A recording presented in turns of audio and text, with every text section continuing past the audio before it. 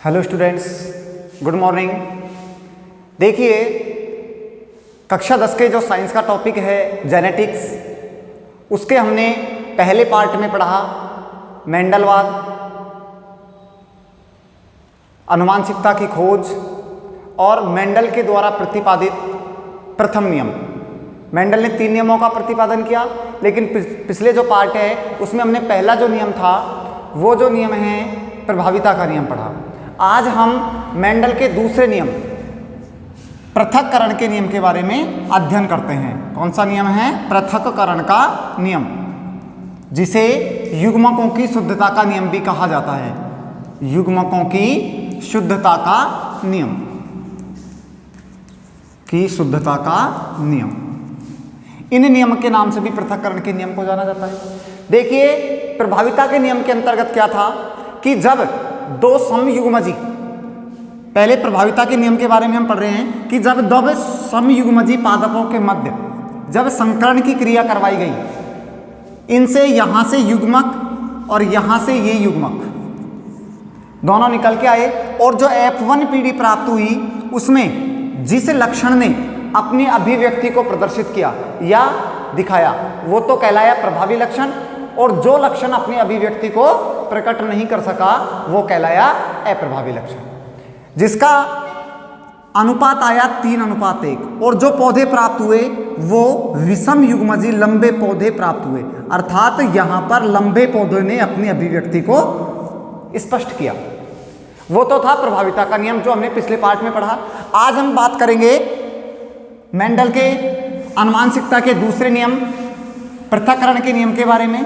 पृथक्करण का जो नियम है, इसके अंदर जब युग्मकों का निर्माण हुआ तो दोनों लक्षण अलग अलग हो गए, अलग अलग प्रदर्शित हुए, यानी कि जो F1 पीढ़ी है उसका जो अनुपात था वो था 3:1, अर्थात यहां पर जो 3 पौधे थे वो लंबे पौधों के गुण, एक पौधा था बौने पौधों के गुण, इसीलिए ये विषम युग्मजी लंबे पौधे प्राप्त हुए और ये पीढ़ी कहलाई F1 पीढ़ी, विषम युग्मजी लंबे पौधे प्राप्त हुए। और पृथक्करण के नियम के अंदर सबसे पहला आता है संकर पूर्वज संकरण। क्या आता है? संकर पूर्वज संकरण। संकर पूर्वज संकरण से तात्पर्य क्या है?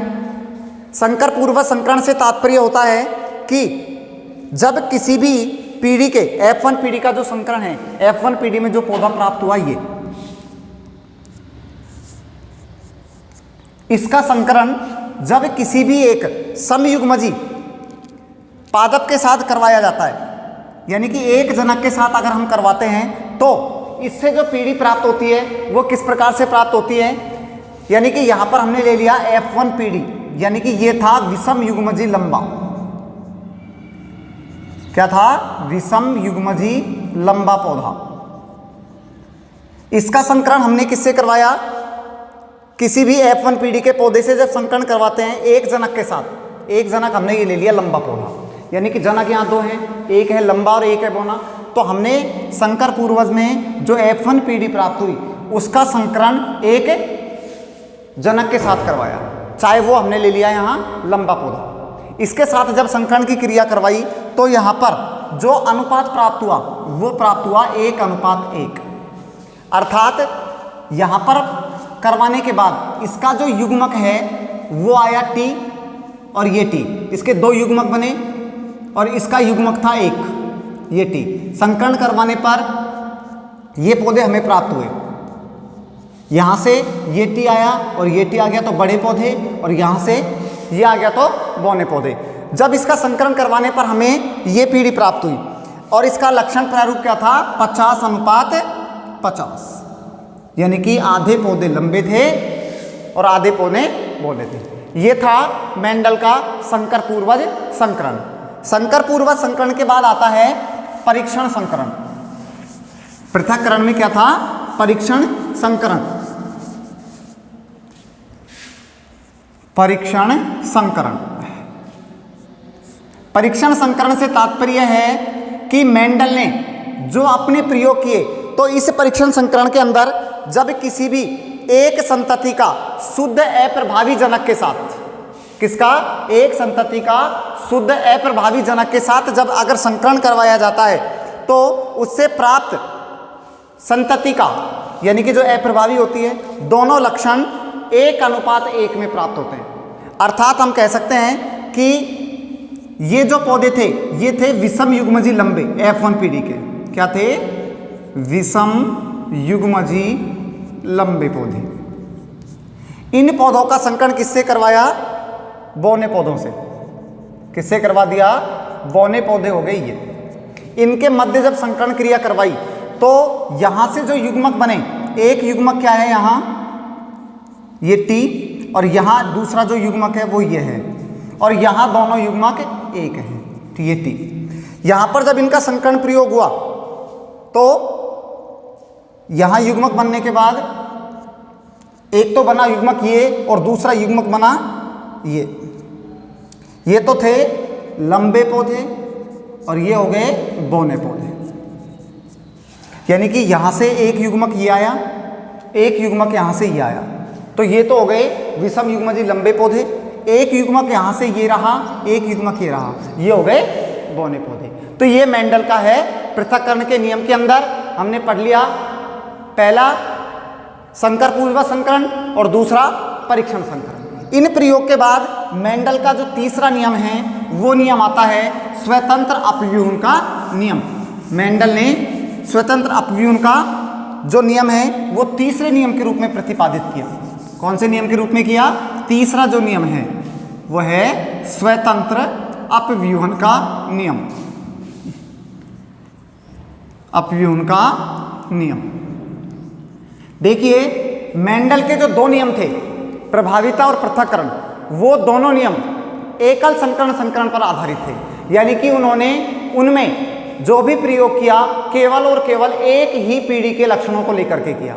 लेकिन मेंडल का जो तीसरा नियम है स्वतंत्र अपव्यूहन का नियम, ये नियम द्विसंकर संकरण पर आधारित है। किस पर आधारित है? द्विसंकर संकरण। इस नियम के ऊपर आधारित है। अर्थात जब F1 पीढ़ी यानी मेंडल का जो ये नियम है इसके अनुसार जब दो या दो से अधिक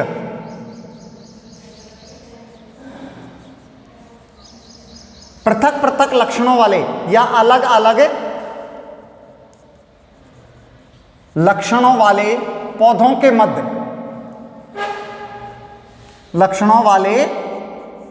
के मध्य संकरण करवाया जाता है,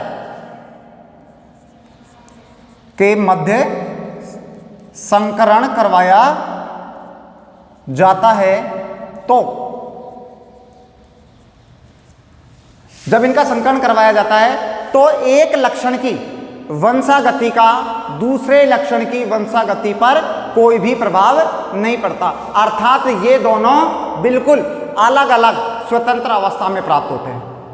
जब कोई भी दो या दो से अधिक अलग अलग लक्षणों वाले पौधों के मध्य संकरण की क्रिया करवाई जाती है तो इनसे जो प्राप्त पीढ़ी होती है उस पीढ़ी के जो लक्षण होते हैं उन लक्षणों का एक दूसरे की वंशागति के लक्षणों पर कोई भी प्रभाव नहीं पड़ता। ये कैसे रह जाते हैं? स्वतंत्र अवस्था के अंदर दिया जाते हैं। इसीलिए इसे क्या कहा जाता है? स्वतंत्र अपव्यूहन का नियम कहा गया। तो जेनेटिक्स के अंदर यही तक है जिसके अंदर हमने पढ़ लिया स्वतंत्र अपव्यूहन का नियम जो मेंडल का तीसरा नियम था। इनका दूसरा नियम था पृथक्करण का नियम और इनका जो पहला नियम प्रतिपादित किया था वो था प्रभाविता का नियम।